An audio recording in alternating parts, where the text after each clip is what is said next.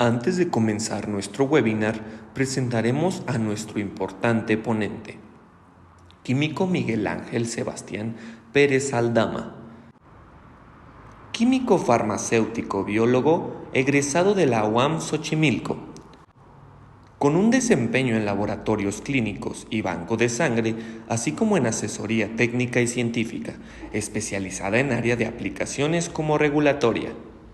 Conocimiento estructural y funcional de laboratorios clínicos. Amplio conocimiento y manejo de equipos de laboratorio y agentes de diagnóstico. Conocimiento de regulación sanitaria en laboratorios, almacenes de dispositivos médicos, centros de salud y hospitales, así como la normatividad vigente de cada uno de ellos. Experiencia profesional en TOSO Biosense Inc. Actual Field Application Specialist Latin America Consultant. Brinda soporte técnico especializado de los equipos que tiene en la empresa para Estados Unidos y Latinoamérica, de forma remota o presencial de acuerdo con las necesidades de los distribuidores. Capacitación de los productos a nuevos usuarios en sitio, así como actualización de aplicaciones. Desarrollo de seminarios web para capacitación continua. Surtimedic Regulatory Affairs Manager. Gestionar nuevos registros sanitarios de insumos médicos de acuerdo con la necesidad del corporativo. Brindar soporte regulatorio a socios internacionales que fabriquen o comercialicen insumos para la salud para poderlos internar de forma adecuada a territorio nacional. ISA Health. Regulatory Affairs Specialist. Registro de pruebas especiales en biología molecular y pruebas de contingencia por COVID-19, así como evaluaciones ante el INDRE y COFEPRIS. Les recordamos lo importante que es apoyarnos a contestar la encuesta que enviamos durante el webinar, con sus datos completos y correctos. Esto ayuda a que la empresa mejore constantemente en las ponencias impartidas, además de que podemos enviarles sus constancias en caso de que las requieran. La encuesta se comparte por medio del chat. Sin más que decir, los dejo con el químico Miguel Ángel Sebastián Pérez Aldama. Listo. Perfecto. Buenas tardes a todos, un gusto estar con ustedes el día de hoy. Bueno, ya me presentaron, pero reitero, mi nombre es Sebastián Pérez, soy QFB y hoy vamos a hablar un poco sobre el COVID-19 y su impacto en pacientes diabéticos.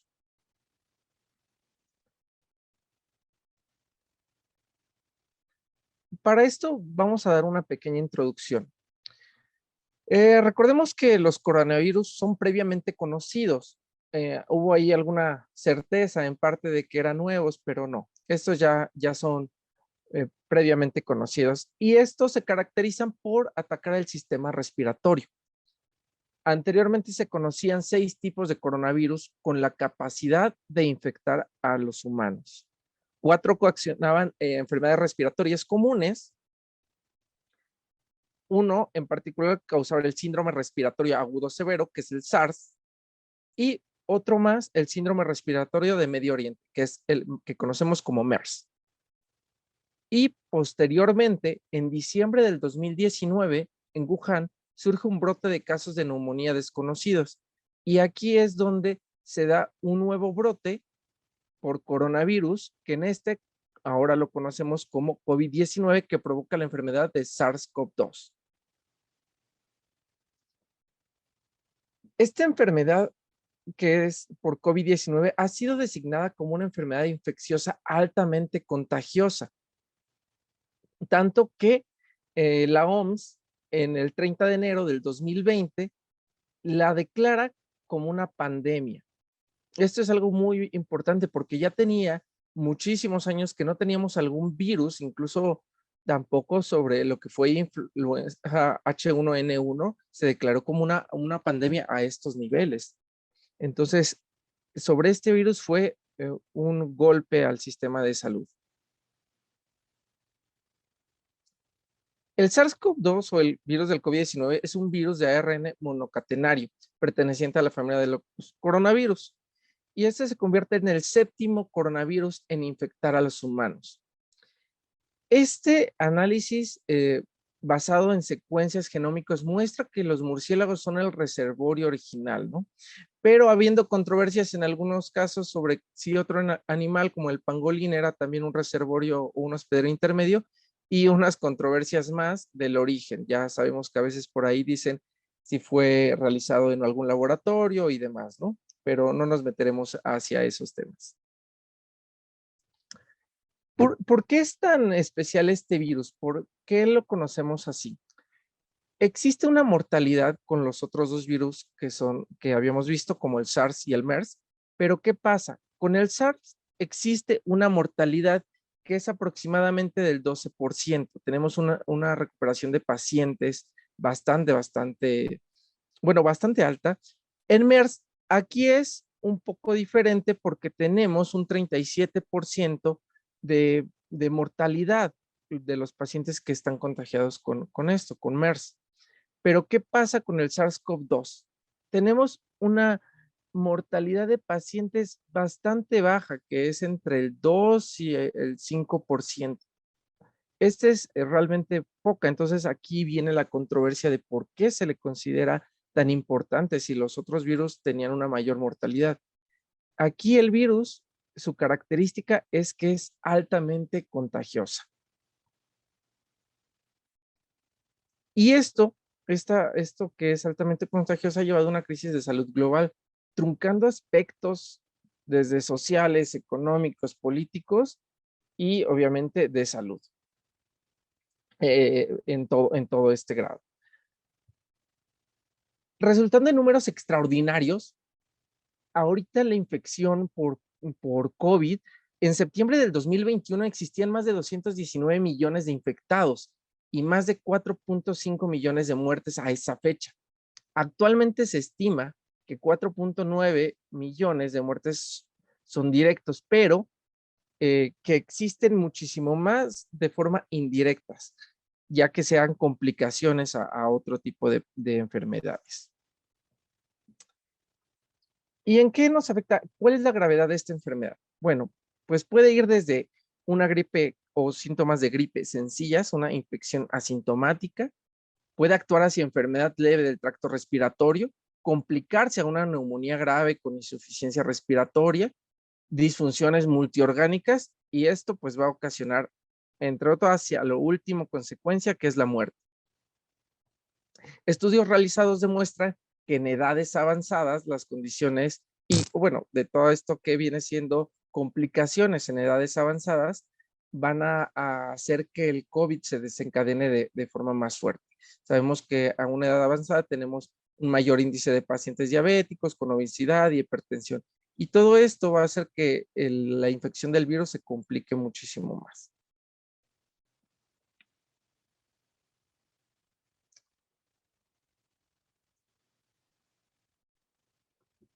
Ok, con esto vale la pena reflexionar sobre quién es más vulnerable a esta pandemia, ¿no?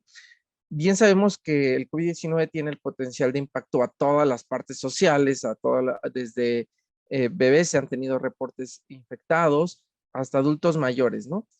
Pero hay que ver también cuál es la población más vulnerable. Si bien todos lo vamos o somos propensos, hay un enfoque más a una población en específico.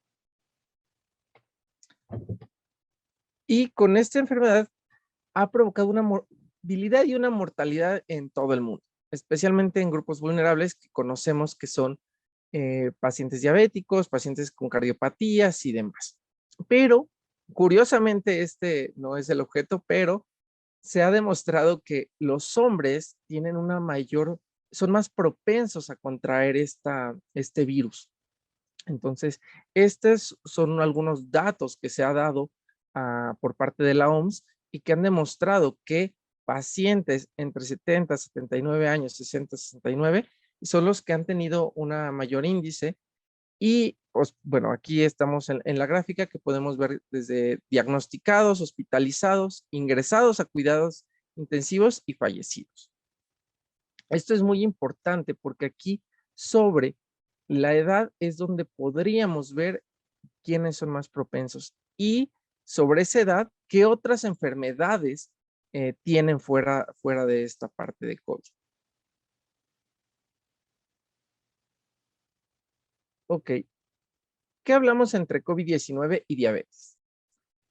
Ha habido varios estudios que demuestran que hay una relación estrecha entre la diabetes mellitus, que se asocia con resultados muy negativos con el COVID, porque existe una mayor mortalidad, complicaciones con sintomatologías graves por COVID, síndromes respiratorios y progresión acelerada de la misma enfermedad. Pero esto, ¿por qué? ¿Por qué lo lleva?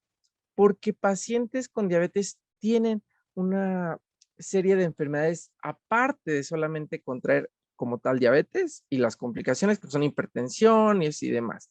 O u otras enfermedades directamente asociadas por la edad, enfermedades renales crónicas, cardiovasculares. Entonces, esto hace que estos pacientes sean un poquito más propensos, porque sabemos que ellos también tienen una hiperglucemia no controlada y todo esto también conlleva sistemas inmunitarios deteriorados. Entonces, en pacientes diabéticos directamente, el virus ataca, pero por todas las demás complicaciones que tienen o más enfermedades, pues ahí va a hacer que esto se vea de una mayor fuerza. Se han hecho también estudios de mortalidad directamente asociados de COVID-19 y diabetes. Estos estudios han demostrado y demás que sí existe una relación estrecha por la infección y la enfermedad. Muchas veces pensaban al inicio de esta pandemia, porque incluso hasta la fecha todavía el virus se considera como nuevo, que no había una relación, que realmente los infectaban en general, pero no, sí se ha demostrado que hay esta relación y que hay una complicación mayor que vamos a ir viendo durante esta presentación. Algo muy curioso es que esta mortalidad se va a ver reflejada en varios países y de formas diferentes. Vamos a empezar con China, que es de donde está originario este virus. ¿Qué pasa con ellos?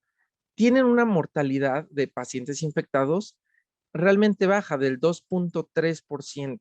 La mayoría de estos pacientes que estuvieron infectados, pues tienen una alta tasa de recuperación.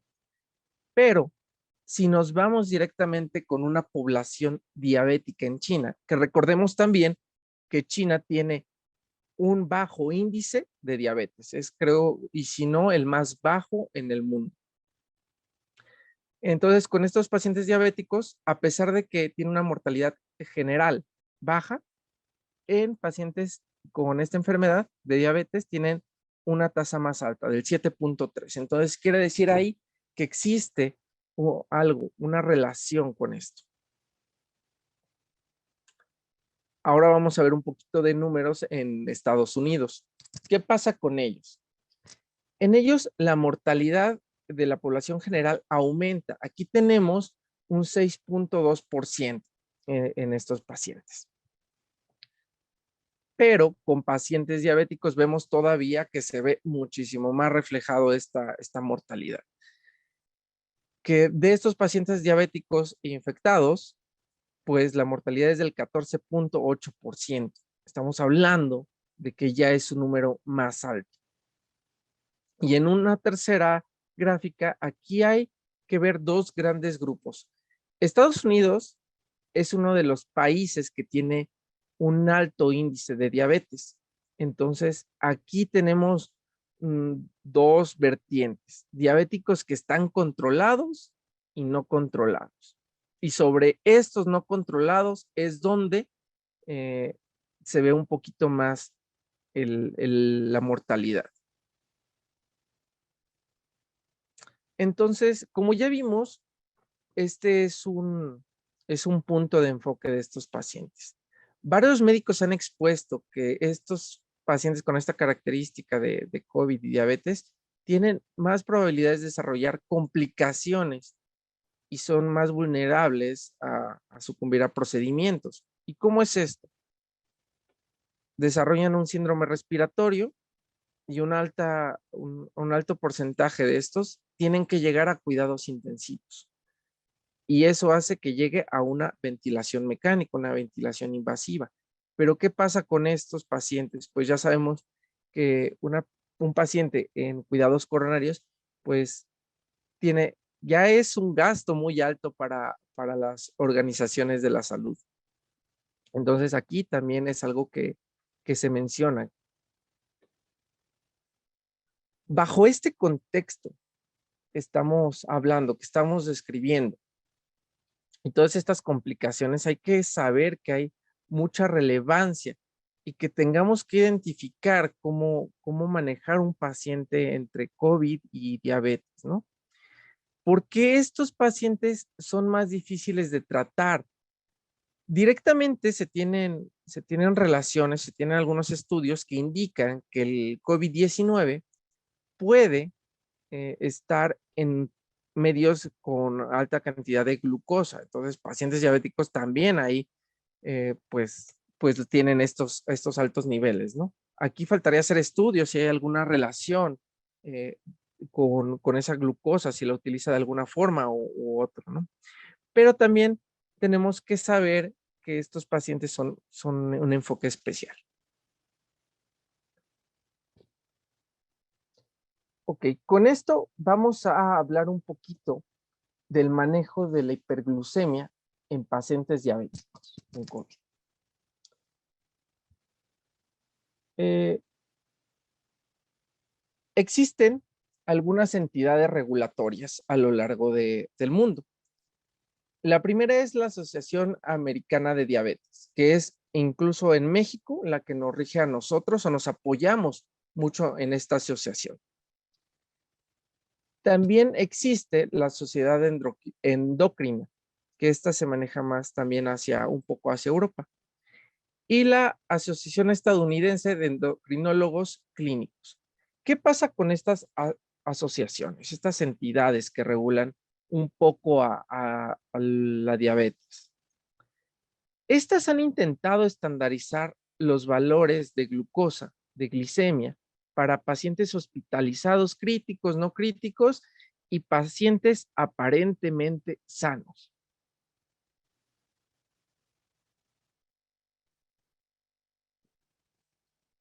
Estos marcan ciertos criterios como lo que vienen siendo valores de glucosa en pacientes en ayunas o preprandiales, que nos manejan ciertos niveles ya entre 100 y 140. Recordemos que estas entidades, estas asociaciones manejan los valores que son de su población en Estados Unidos.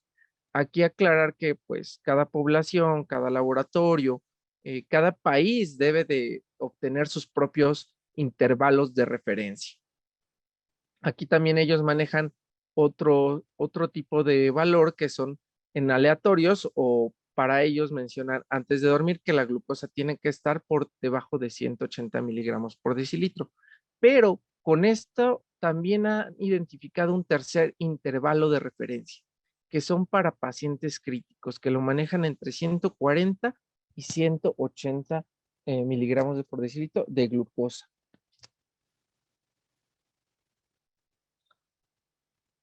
¿Qué va a pasar en otros países? Como vimos, China es uno de los países que tiene menor índice de pacientes diabéticos y aquí ellos manejan valores muy diferentes a los que nosotros podríamos manejar hacia Estados Unidos y los que estamos viendo. Porque ellos manejan que en pacientes no seniles con COVID o complicaciones muy leves, tienen todavía glucosas muy bajas, en ayunas o preprandiales entre 80 y 110, a diferencia que también manejan ellos a una postprandial o aleatoria entre 110 y 140. Pero ellos hacen otras clasificaciones. Pacientes mayores con COVID, y aquí los dan con síntomas leves, van a tener unas glucosas entre 110 y 140. O con corticoterapias van a manejar glucosas más altas. Y esos valores, como en este caso de 140 a 180, ellos lo toman como un valor adecuado para ese tipo de pacientes, cuando en las otras asociaciones no discrepaban si tenían un tratamiento o no tenían un tratamiento. Y aquí en China también dan otro o un último criterio de intervalos que son para pacientes con COVID hospitalizados. y los manejan hacia 110 y 140 como graves y críticos entre 140 y 180. Eh, a nivel global se ha intentado establecer un intervalo en pacientes con COVID y diabetes leve, pero estos pues son bastante, con un intervalo bastante alto que a mi consideración debería reducirse, pero estos son valores que se dan, que manejan que en ayunas van de 72 hasta 180. Y en pacientes frágiles o que en este caso pues ya son adultos con COVID hospitalizados, pues los manejan un poquito más entre 90 y 180. Y aquí vemos que los pacientes con COVID, entre mayores complicaciones, tienen un mayor rango de glucosa. Aquí un poquito más adelante vamos a ir viendo eso, pero aquí lo podemos notar. ¿Y por qué es esto? Sobre el diagnóstico de diabetes y seguimiento, eh, la disminución de la asistencia médica adecuada en esta pandemia facilitó el aumento de situaciones urgentes. Los hospitales, las clínicas incluso, las personas dejaron de ir a sus citas médicas, dejaron de acudir por algo o algún seguimiento, porque tenían miedo de que se contagiaran dentro de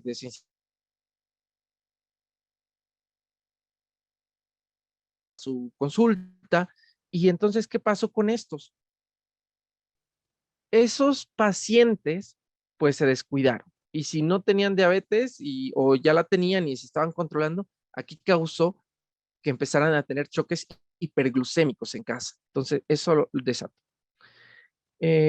Los médicos decían que todos los proveedores de atención médica y tanto pacientes como lo que viene siendo algún médico de cabecera, un médico de urgencias, todos deberían estar alertas al desarrollo y deterioro de complicaciones de diabetes.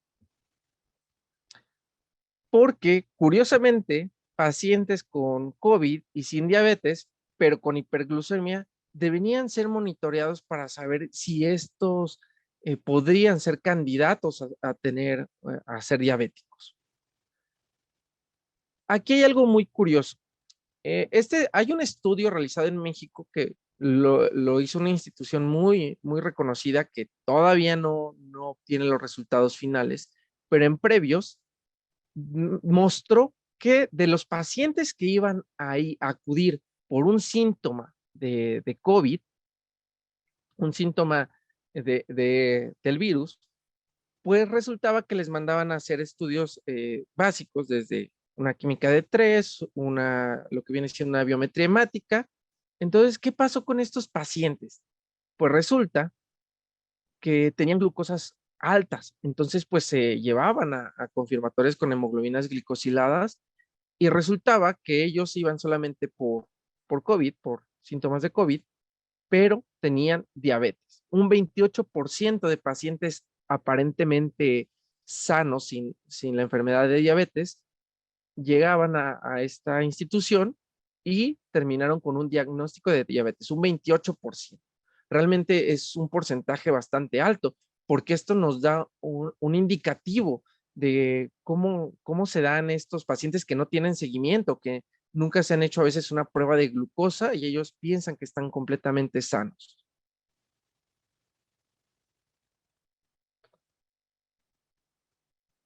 Aquí con pacientes que ya están confirmados con diabetes, pues tienen un tratamiento a veces de insulina, ¿no? Y este es algo que se le llama cálculo de dosis diaria total de insulina. Pero depende totalmente de la hemoglobina, bueno, que este cálculo para hacer esta dosificación médica sea directamente por hemoglobina A1C al ingreso. Pacientes que tienen infección de COVID no tienen una estabilidad certera para el tratamiento de insulina de acuerdo con glucosas altamente variables. Debido a todas las complicaciones que se da, el cuerpo no tiene una estabilidad de glucosa. Se han hecho también estudios que simplemente al cabo de horas esa glucosa está a veces por arriba, a veces por abajo, incluso sobre un poco de hipoglucemia. Entonces, con pacientes diabéticos con tratamiento de insulina, nunca vamos a poder ser certeros simplemente con una cuantificación de glucosa. Necesitamos llevarla siempre por una hemoglobina glicosilada. Aquí también algo con este antecedente que les estoy mencionando, los pacientes que están con COVID serían directamente evaluados por hemoglobina 1C. Muchas veces la glucosa en estos pacientes es un poco engañosa. Hay casos donde no se han tomado decisiones en estos pacientes adecuadas, pues han llevado un riesgo alto de mayores complicaciones por un mal tratamiento.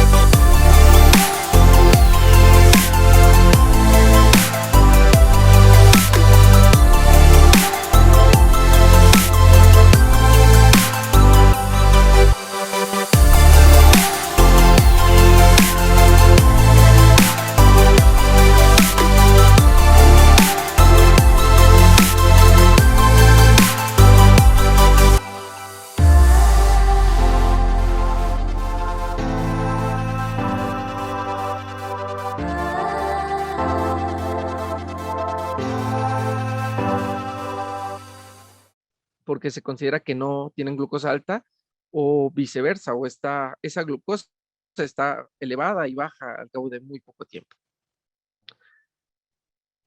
Y bueno, recalcando eso, que todos los tratamientos para pacientes con diabetes y COVID, la glucosa no siempre va a ser un indicativo certero, reiterando que siempre tiene que ser sobre una hemoglobina glicosilada. ¿Y por qué una hemoglobina glicosilada? La medición de hemoglobina glicosilada, o como también se conoce, hemoglobina A1C, que es lo mismo, es un eje central tanto para el control de los pacientes con diabetes, ya que de acuerdo a sus valores se han establecido metas de control y tratamientos. A diferencia de lo que vimos ahorita con los niveles de glucosa a lo largo de los intervalos de referencia por asociaciones, por otros países o a nivel global o por lo que viene siendo cada laboratorio, cada región, con la hemoglobina A1C existe esto, que es una estandarización a nivel mundial. Son valores de referencia que se tienen y que estos no van a cambiar a lo largo del mundo. Siempre que se determine una hemoglobina 1C, siempre se tiene que reportar en los mismos valores y que son los mismos valores para todo el mundo. En este caso, pues la hemoglobina 1C se considera que es normal cuando si tiene menos del 5.7%. Se les considera a los pacientes que tienen entre 5.7 a 6.4 como prediabéticos y mayor a 6.5 ya se les podría decir que son confirmados de diabetes. Entonces, ojo con estos resultados que tienen que ser certeros, tienen que ser precisos, porque aquí pues ya estamos dando casi un diagnóstico con la sola prueba. Se ha determinado también que el diagnóstico de hemoglobina, bueno, la cuantificación de hemoglobina A1C por el método de HPLC es considerado como el gold estándar por su alta precisión y que tiene coeficientes de variación a veces menores al 1%.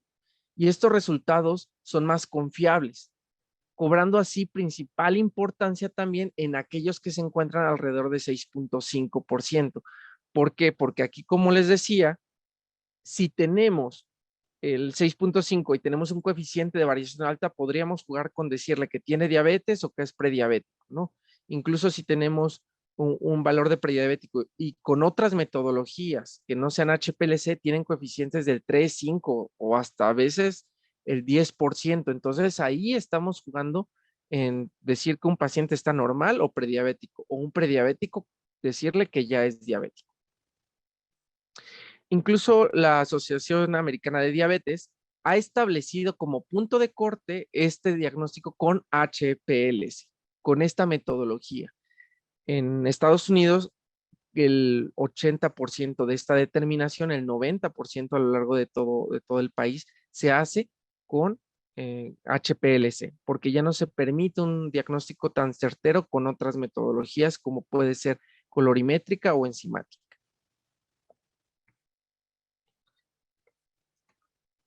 También, ¿qué pasa con el uso de antibióticos en estos pacientes?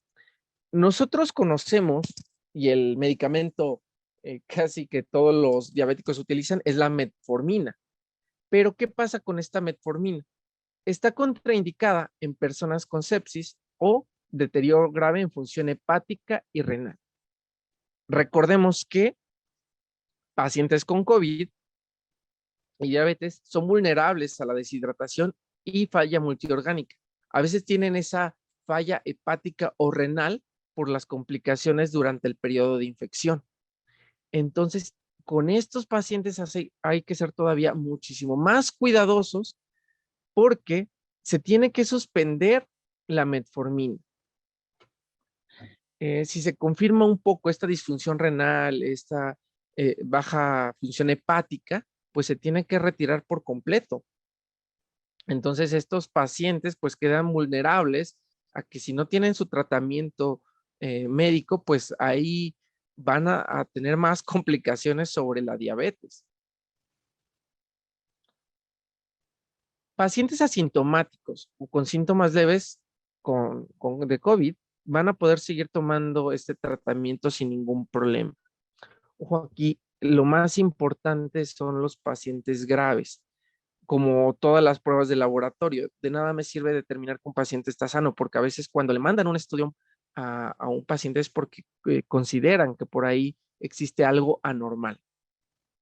Entonces, eso es con todas las pruebas. Y aquí muy importante que cuando se tienen pacientes que no tienen el tratamiento de metformina, pues tienen que tener un seguimiento constante de hemoglobina A1C para ver cómo está esa cantidad de glucosa en sangre.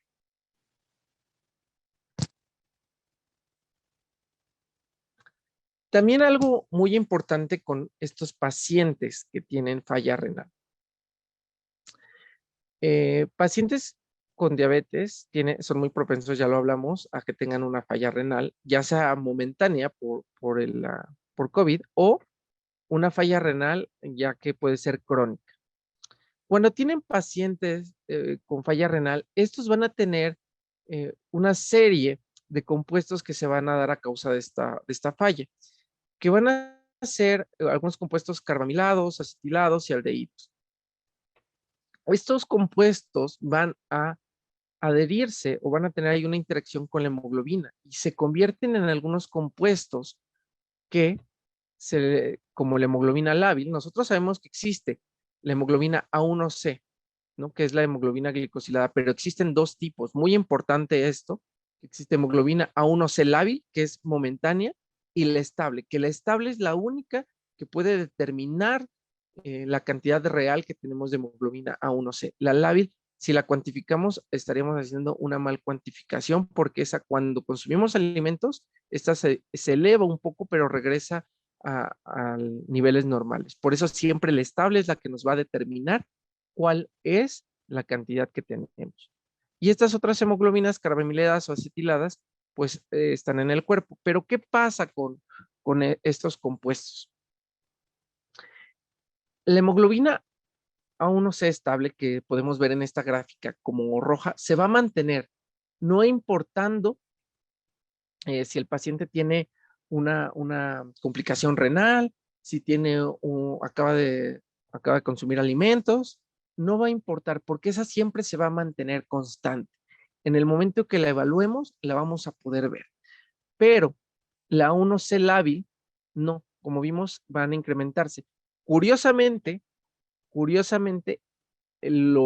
algunos HPLC o algunas otras determinaciones que son como enzimáticas o colorimétricas no diferencian esta hemoglobina A1C estable de la hemoglobina A1C lábil. Entonces las toma como uno solo, pero si cuantificáramos como en esta gráfica la 1C lábil y los compuestos carbamilados y acetilados que se cuantifican como A1C lábil, pues van a tener, se aumentan. Entonces aquí estaríamos haciendo una determinación incorrecta.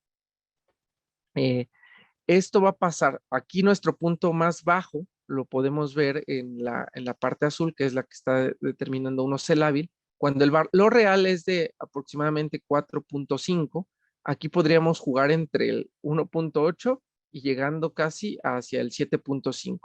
Entonces, ojo con esto.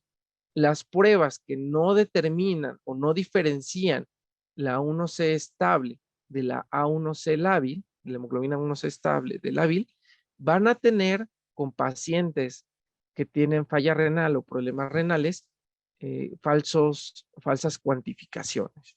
Y esto es muy importante porque vimos que si un paciente va a darse o determinarse un tratamiento de insulina de acuerdo a sus hemoglobinas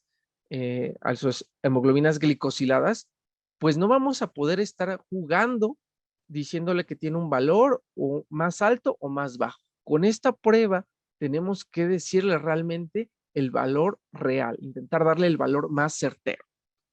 Y vimos que por eso la Asociación Americana pues determina que las pruebas sean por la metodología de HPLC, porque estas tienen un menor coeficiente de variación y una exactitud muy alta.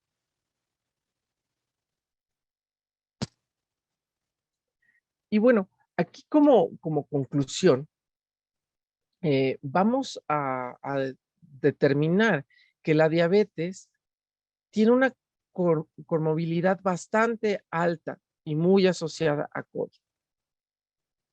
Esto es un nicho de personas bastante altas. Tenemos muchísimos pacientes con diabetes diagnosticados y no diagnosticados, peor aún. Entonces, todas estas complicaciones cuando se conlleva esta enfermedad de COVID, pues van a presentar muchos factores de riesgo. Esto es algo muy importante. Mecanismos por los cuales los pacientes con diabetes son propensos a desarrollar esas complicaciones graves. A lo mejor esa misma infección a una persona sana, pues no pasará de algo asintomático, pero en pacientes con diabetes, pues vamos a tenerlos que vigilar mucho, porque incluso en tipos inmunológicos, en tipos hiperglucémicos, si están en casa con la enfermedad, pues hay que monitorearlos bastante. En hospitalizaciones, pues se les hace ese monitoreo y se ha visto que tienen demasiadas complicaciones.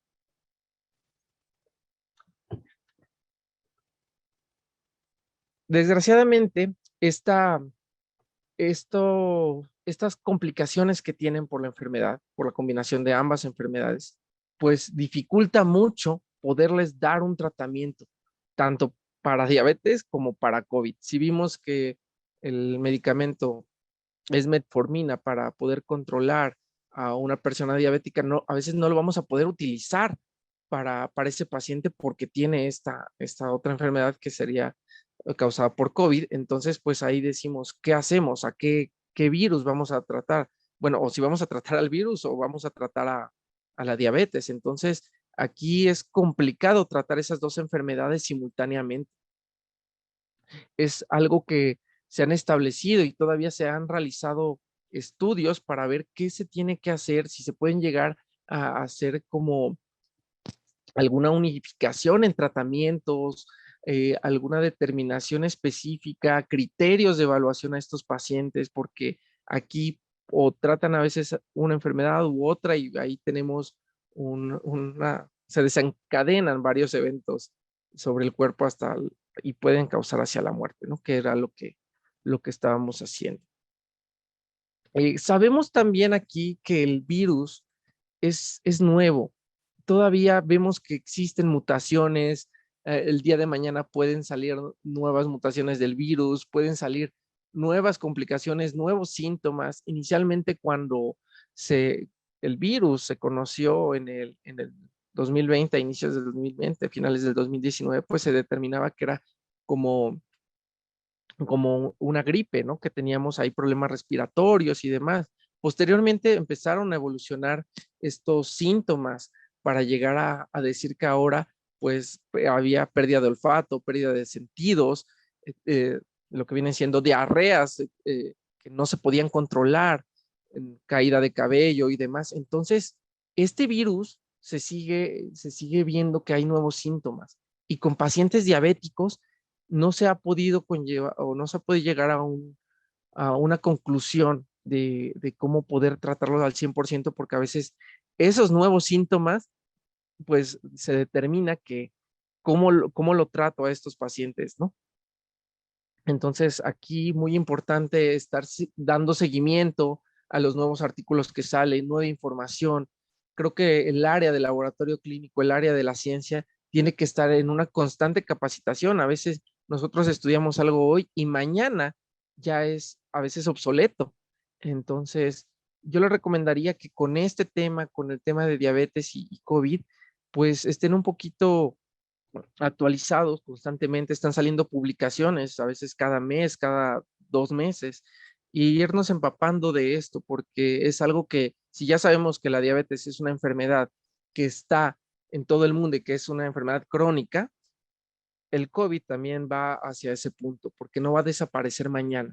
Entonces, hay que estar preparados para poder hacer hacia un diagnóstico y un tratamiento certero.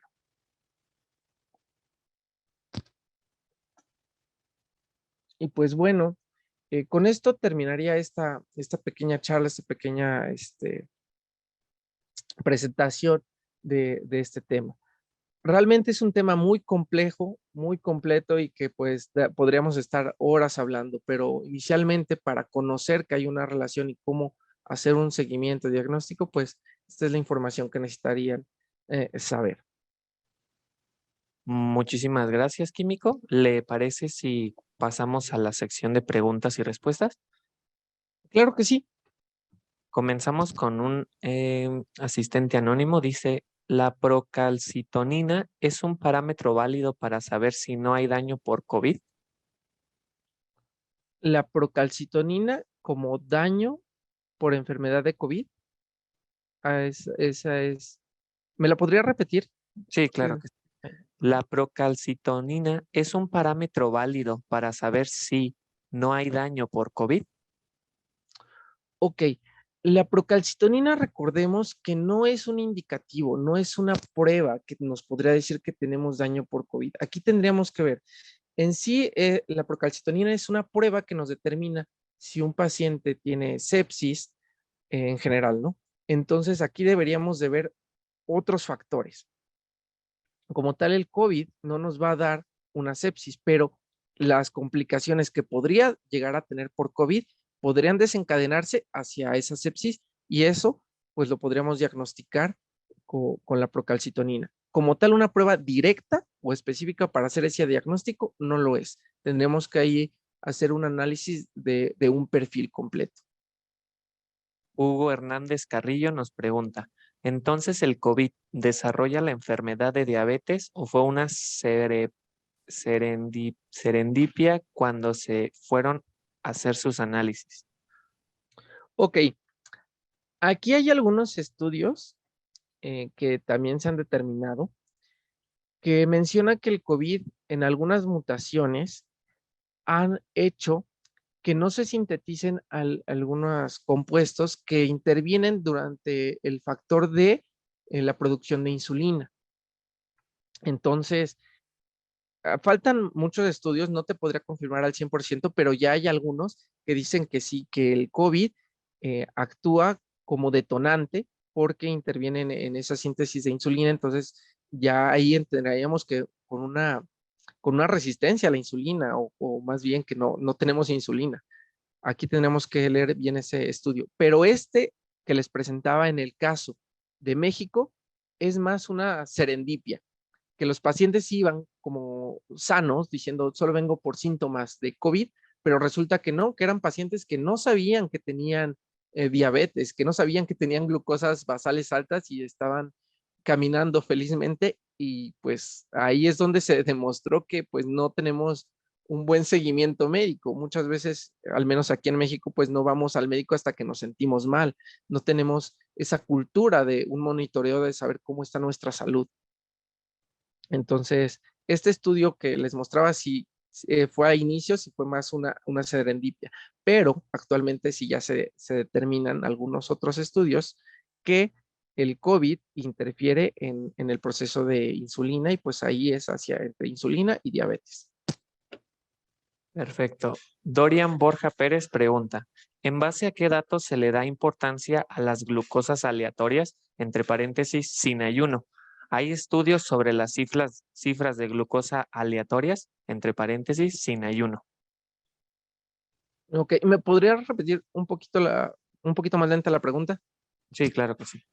¿En base a qué dato se le da importancia a las glucosas aleatorias? Entre paréntesis, sin ayuno. ¿Hay estudios sobre las cifras de glucosa aleatorias? Entre paréntesis, sin ayuno. Ok, recordemos que cuando se hace o se determina un intervalo de referencia, estos intervalos se van a hacer con población aparentemente sana. Se van a tomar un grupo de estas personas y se van a determinar los valores que se tengan. Y esos los consideramos como sanos. La Asociación Americana, ellos determinan a veces esta parte que es una glucosa aleatoria, porque para ellos en algunos casos han determinado que es importante. ¿Por qué es importante una aleatoria? ¿Por qué no nada más de ayuno? ¿Por qué no nada más después una postpandreal, ¿no? Después de haber consumido alimentos. Esa aleatoria tiene un valor clínico para ellos, que es cómo se comporta cuando una persona no consume alimentos por un periodo largo de tiempo. Aumenta, disminuye, se mantiene o podemos tener una hiperglucemia. Si sabemos que durante todo el día por nuestras actividades no consumimos alimentos, por la tarde estamos muy fatigados, podemos tener hasta cierto punto un choque hipoglucémico. Y eso no nos los va a dar como un ayuno, como una ayuna. Ellos consideran que la glucosa aleatoria es de que yo pude haber desayunado y a lo largo del día me puedo tomar otra glucosa.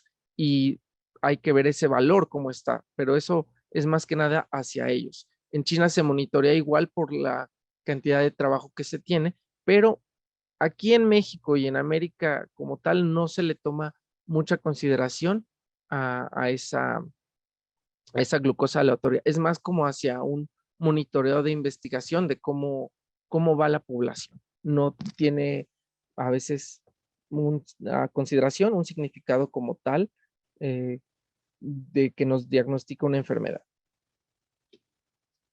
La que No sé si sigue con es, esto perdón, se contestó esa pregunta. para que nos lo haga saber el asistente.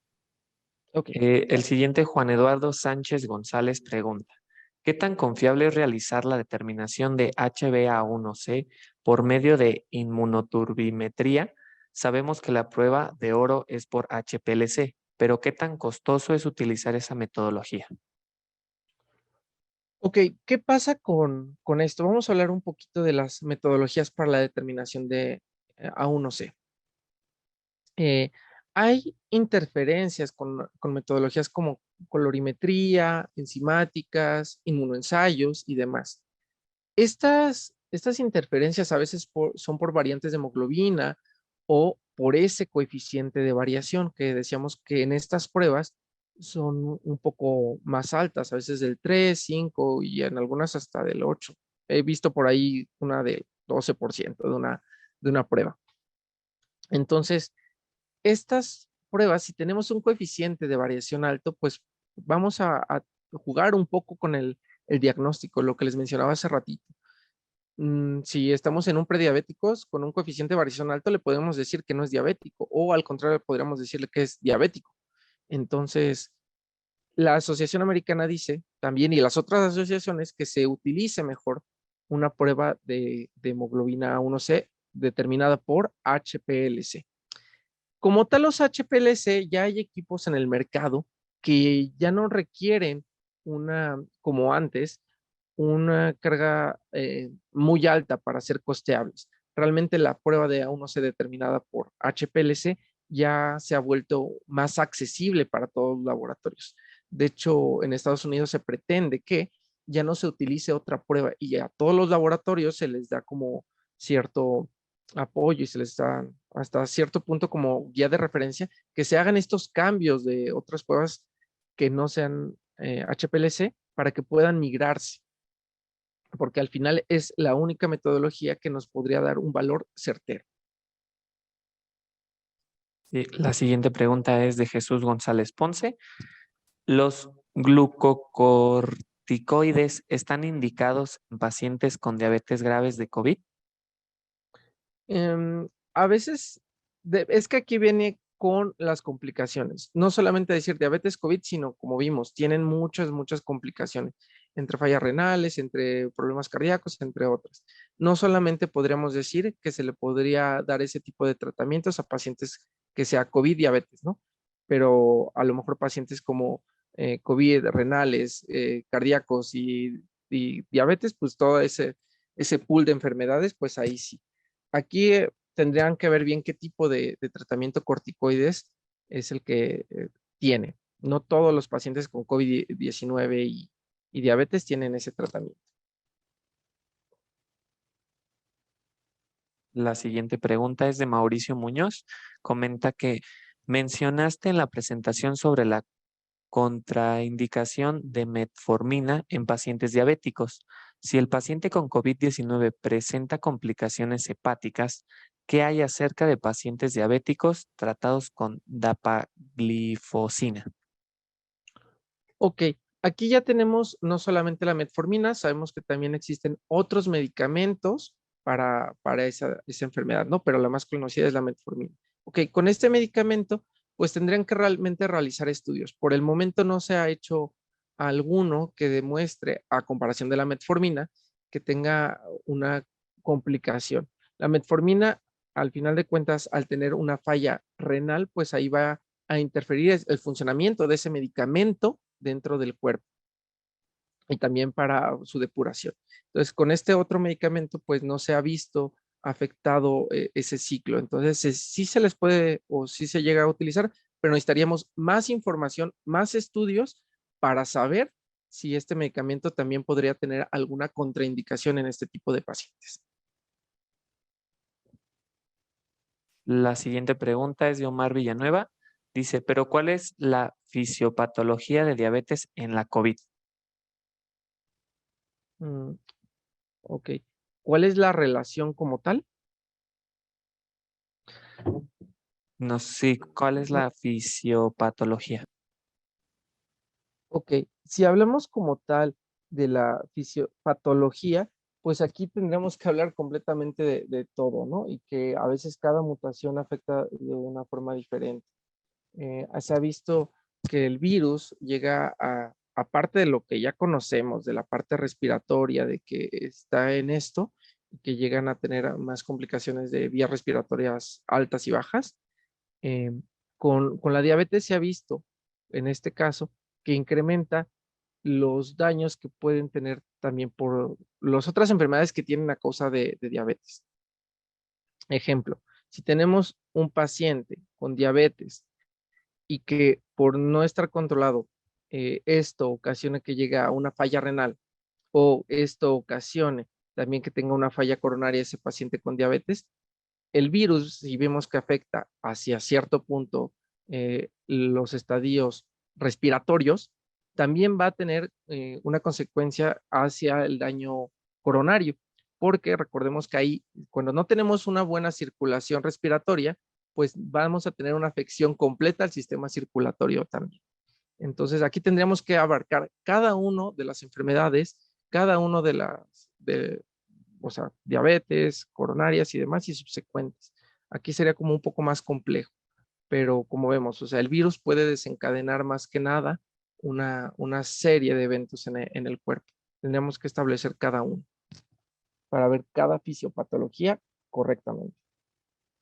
Víctor Hugo, Víctor Hugo Lucas Carlos nos pregunta, yo en lo particular uso un G8 de toso y me tocó un paciente que en Cobas de Roche salía en 12%, enzimática. Y cuando lo pasamos por HPLC, el resultado era de 6%, A1C por HPLC era de 6%. Ok.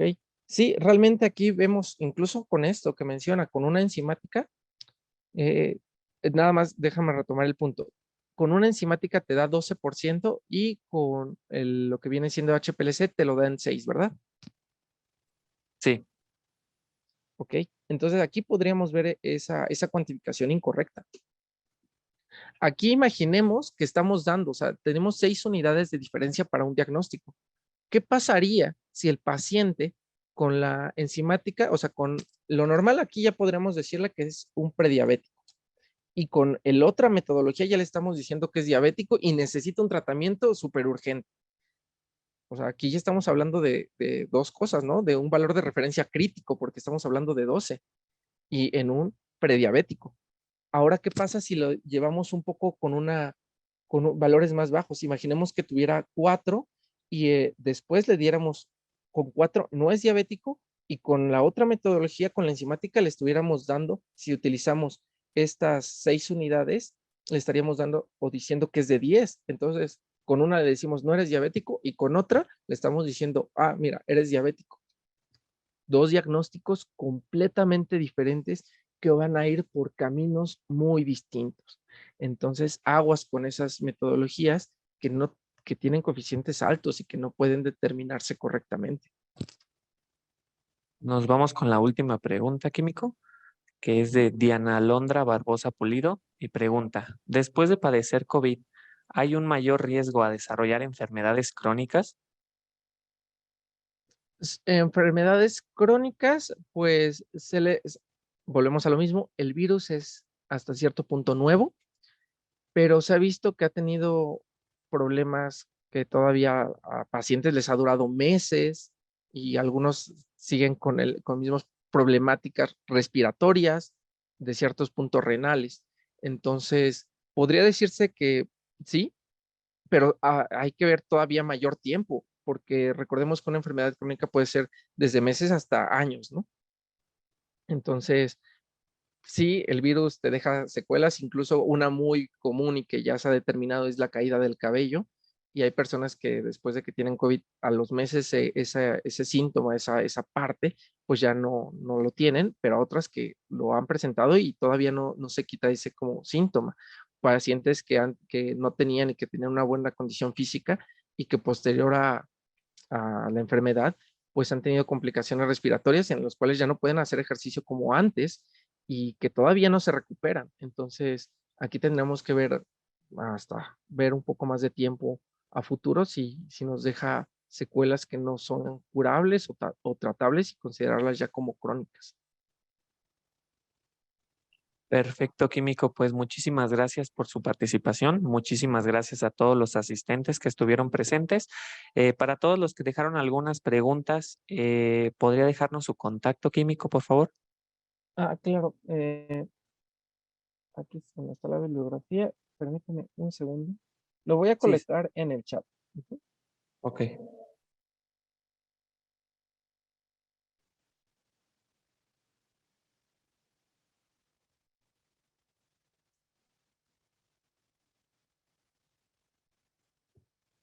Acabo de colocar mi correo en el chat por si todavía tienen que me puedas enviar las preguntas que quedan pendientes o si alguien más tiene alguna duda, algo más específico con esto, con mucho gusto lo podemos revisar. También puede compartirnos a nosotros la presentación, químico, si es posible, para compartírselas junto con sus constancias. Claro que sí, sin problema. Ok, entonces para todos nuestros asistentes, el correo del químico es sebastián.perez@toso.com para cualquier duda o alguna pregunta, o si no también en marketing@desego.com. Entonces, esto sería todo por hoy. Muchísimas gracias, químico, a nombre de el ingeniero Gibran, del licenciado Ricardo Dávila y en nombre de todo el grupo de SEGO. Muchísimas gracias, una excelente ponencia. Muchísimas gracias a ti y a todos por estar aquí. Hasta luego y que tengan muy buena tarde. Muchas gracias a todos, muy buena tarde. Damos por terminado este webinar.